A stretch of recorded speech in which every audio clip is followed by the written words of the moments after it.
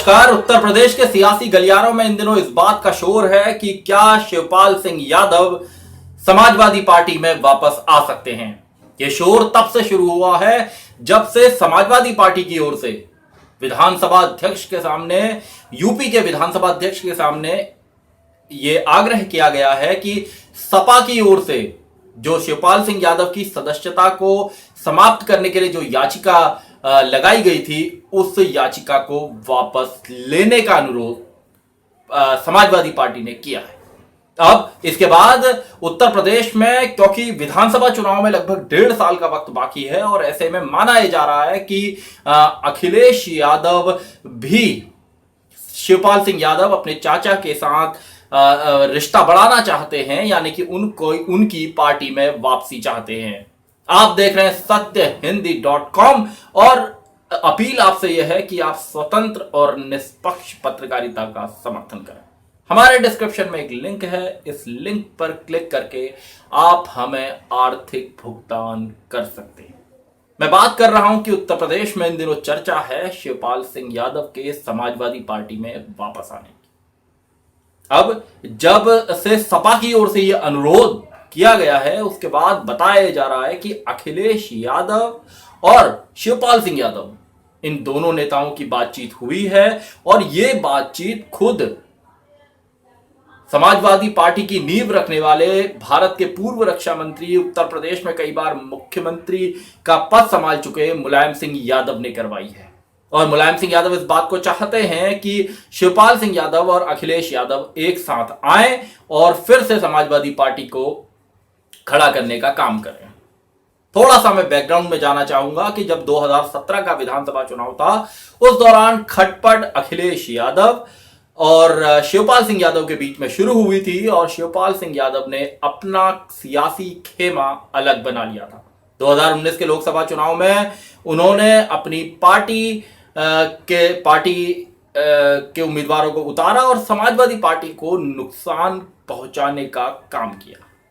अपनी पार्टी का नाम उन्होंने प्रगतिशील समाजवादी पार्टी लोहिया रखा और चूंकि वो हमेशा इस बात को कहते रहे हैं कि समाजवादी पार्टी, मुलायम सिंह यादव और वो हमेशा राम मनोहर लोहिया, समाजवादी विचारक राम मनोहर लोहिया के विचारों पर चलते रहे हैं, इसलिए वो उन्हीं के विचारों पर चलते हुए आगे की राजनीति करेंगे।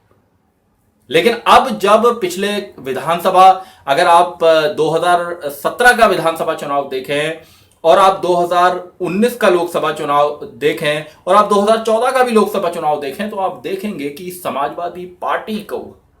खासा सियासी नुकसान उत्तर प्रदेश में हुआ है। और क्योंकि उसका जो जनाधार है, जो उसकी जमीन है, वो उत्तर प्रदेश के अंदर है, तो ऐसे समय में उत्तर प्रदेश के अंदर इस बात की आवश्यकता महसूस की जा रही है कि समाजवादी पार्टी को अगर फिर से एक चैलेंजिंग अपोजिशन बनना है उत्तर प्रदेश में, तो उसे इन दोनों धड़ों को, शिवपाल सिंह यादव के पास वो प्रदेश अध्यक्ष रहे हैं पार्टी के, पीडब्ल्यूडी के मिनिस्टर रहे हैं समाजवादी पार्टी की सरकार में, तो उनका भी एक जनाधार है और यादवों के बीच में भी है और बाकी जातियों के बीच में भी है। तो ऐसे में मुलायम सिंह यादव की कोशिश इस बात की बताई गई है कि वो चाहते हैं कि चाचा भतीजा एक हों और पार्टी को फिर से मुकाबले में खड़ा किया जा सके। 2022 के विधानसभा चुनाव में भारतीय जनता पार्टी की रणनीति साफ है कि भारतीय जनता पार्टी और आरएसएस और तमाम जो आनुषंगिक संगठन हैं आरएसएस के, ये सभी और जो हिंदूवादी संगठन हैं, उनकी ओर से इस बात का स्पष्ट संकेत है कि वो राम मंदिर निर्माण को एक मुद्दा बनाने की कोशिश करेंगे। ऐसे में कांग्रेस की भी अपनी बहुत सारी तैयारियां हैं, लेकिन अगर विपक्ष एकजुट नहीं होगा, बहुजन समाज पार्टी, समाजवादी पार्टी, राष्ट्रीय लोकदल, कांग्रेस और बाकी जो छोटे दल हैं वहां पर अपना आधार बढ़ाने की कोशिश कर रहे हैं, ये सारे दल अगर एकजुट नहीं होंगे तो माना जा रहा है कि इनका उत्तर प्रदेश की योगी आदित्यनाथ सरकार को चुनौती देना मुश्किल होगा। क्योंकि हमने देखा कि 2019 के लोकसभा चुनाव के बाद के तुरंत बाद मायावती ने जो गठबंधन 2019 के लोकसभा चुनाव के लिए बना था, उस गठबंधन से हाथ पीछे खींच लिए। वो गठबंधन टूट गया और गठबंधन टूटने का नुकसान, सियासी नुकसान ये हुआ कि जब नागरिकता संशोधन कानून के खिलाफ उत्तर प्रदेश के अंदर प्रदर्शन हुए या जो जनहित के मुद्दों पर, बाकी मुद्दों पर प्रदर्शन हुए, उसमें विपक्ष एक साथ खड़ा नहीं दिखाई दिया।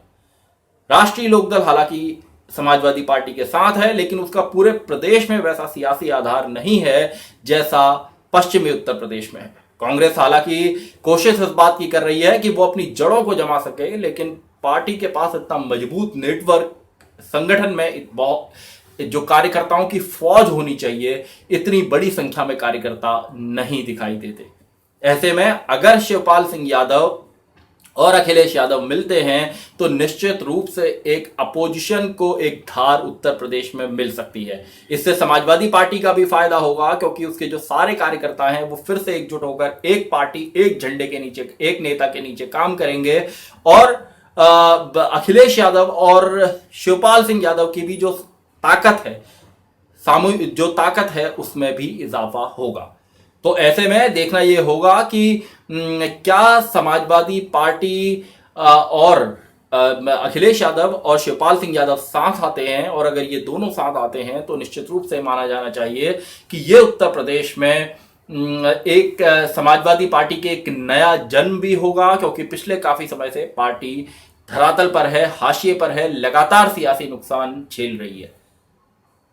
आप देख रहे हैं सत्यहिंदी.com। अपील आपसे यह है कि आप सत्य हिंदी के फेसबुक पेज को लाइक करें, ट्विटर पर हमें फॉलो करें और हमारे यूट्यूब चैनल को सब्सक्राइब करें। धन्यवाद।